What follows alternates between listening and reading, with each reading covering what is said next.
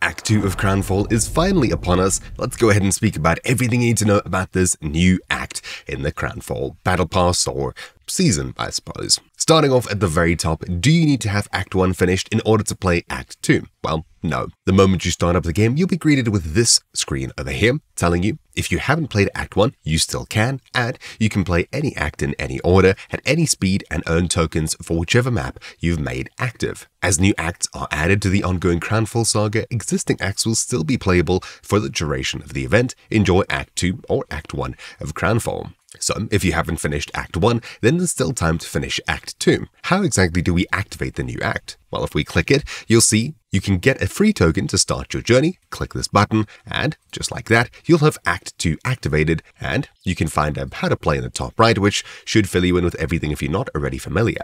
In order to activate Act 1, for example, should you complete this or just want to go back, you can click Act 1, and by doing so, it switches to that. Click it again, and you can open it up. The same goes for Act 2. Select, there you go. Before we get into Act 2, first of all, what exactly happened to the Candlemaker in Act 1? Well, if we finally zoom in the top right, you'll see that it's finally there. We can take the candle and get access to the dark hole over here. So we'll click it, bam, unlock, and what secrets does this hold? Well, there's a stone tablet that's barely legible, and we can move it around, although not really. If we zoom in a bit, we can see 0 ability points at level 1, permanently gains when killing a creep, something 250 extra gold, and well, I suppose we'll have to play around with this and see exactly what we can get for it.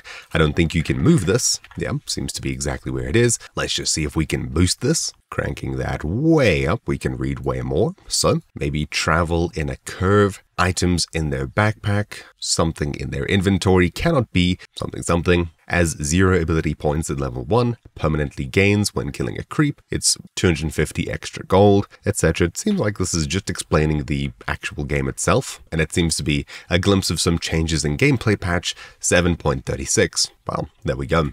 We're now on 7.36 with the full patch notes available here. Interesting. Anyways, Act 2. Let's see exactly what is available in this new season. Obviously, we get new comic entries and can go ahead and claim our free start here. But of course, all of your tokens from Act 1 will stay on Act 1. You can't bring them across to Act 2, so you'll need to start pretty much from scratch. So there's still lots to do ahead. Let's have a look at some of the rewards. So, in the map, we can get one major treasure at the very end, which includes a Griffin Knight outfit, as you can see here. This is a mythical, and of course it comes with a variant as well for after you transform. On top of this, you get the Act 2 Completionist trophy, as well as a couple of profile decorations. Then for the other treasures, the free one, just below it, gives us a Crownfall Treasure 3. Looking further down, there should be another one all the way at the very bottom here that gives us a Crownfall Treasure 2. You can only get 2 free treasures plus the major treasure. At the end of this, there is one free style unlock that we can get, which is all the way over here, just past the end here. This is a style unlock for the Griffin Knight skin with a different head. Then, should you choose to get the Pathfinder pack, which is another purchase for the season, you get access to another 2 style unlocks, which are the shield over here on the far right of the map, as well as the sword all the way down at the bottom left here. You also get access to, should you purchase this pack,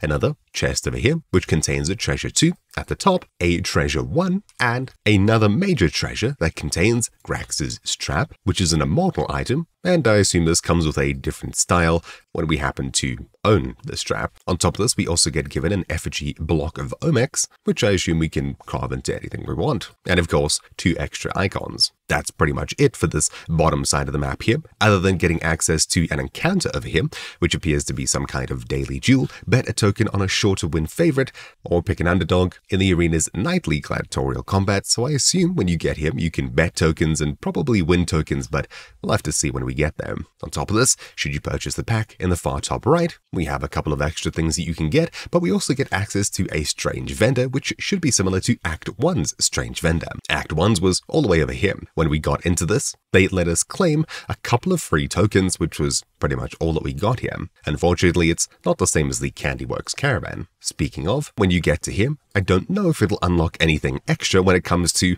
what kind of roles you have in the Candyworks Caravan, but what we do know for sure is that it will unlock you extra slots over here. As you can see, we need to visit more candy shops in order to expand our inventory, which should make collecting different items and getting certain things that we need a little bit easier. And of course, we can get tons of candies across the whole map. There is this over here, the Scrap Merchant, a one-stop shop for scrap and token trading. So I assume you can maybe exchange tokens for different items or scrap. There's a couple of spots that we can get free tokens at when we get to them, probably the Mysterious Cave, the Questing Hearts over here, which seems to be tokens for needy heroes sent and delivered, so maybe you can trade tokens here with other people online or send them and receive them. Anyways, there's a Snapfire secret recipe, and all the way down here, a race that I assume you can do something similar to the fishing which was present in the previous act, which of course is here again in the Oasis. We've pretty much run through all of the interactable / mission type things on the map. I don't think there's anything more than this. Other than that, let's have a look at what kind of random items we can get from these little packs across the map. We can get 6 of these random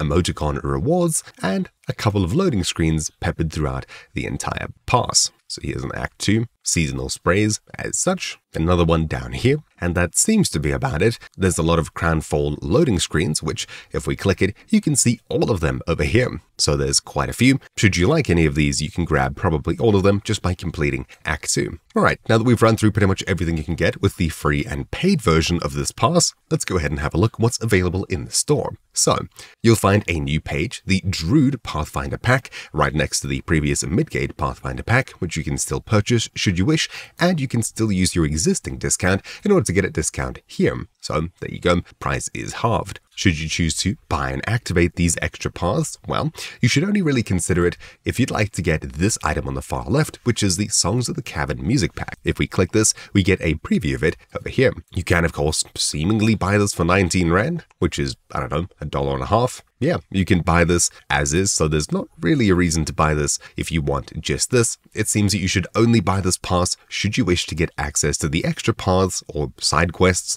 getting you extra candies, a couple of extra treasures, and of course, this item over here. Unlike the previous pass where we got these little creeps over here, it seems like this item is more than already selling on the market, and not for a huge amount. Anyways, what exactly is behind the Treasure 3? Well, let's have a quick look. So, view treasure. At the very start, we have a Shadow Fiend skin, Bane, as well as Queen of Pain, Mars, Treant Protector, Death Prophet, Visage, and finally Alchemist. Then for the rares, we have Jakiro, as well as Oracle, very rare Phantom Lancer, ultra rare Anti-Mage, and finally cosmically rare the Courier yet again. This is the same Courier from the Treasure Pack 2, and of course the Treasure Pack 1. And that's it. Finally, the bundle at the end doesn't seem to have anything new to it. You can still purchase it and get a couple of extra instant candy sacks, as well as a couple of extra rerolls, etc. And on top of this, it seems like almost all of the tokens here are brand new. So the previous tokens were mostly hero-related, like walking, running, flying, floating, slithering, mounted, crawling, jumping, teleporting, melee, range, disabler, escape, durable, initiator, nuker, pusher, healer, and finally the Pathfinder tokens, which you can get access to new parts of the map. Act 2 now has Strength, which are these heroes here, Agility, Intelligence, Universal,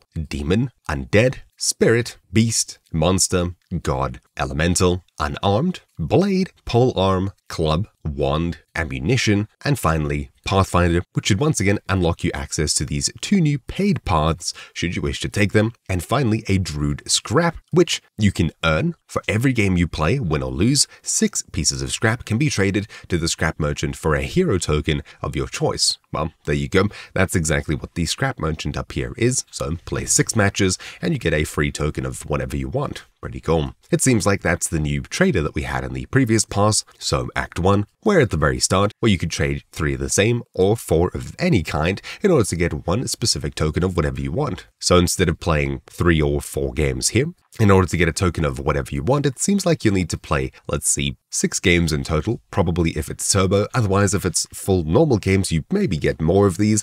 We'll have to see. Anyways, so that's pretty much it. We've run through almost everything you need to know here. And of course, as I progress through this, I'll probably make a few updates on exactly what means what. So hopefully this video helped you. Thank you for watching and enjoy the Battle Pass. Mine has been Troubleshoot. A special thank you to Superior Emerald for being an ultimate supporter. I'll see you all next time. Ciao.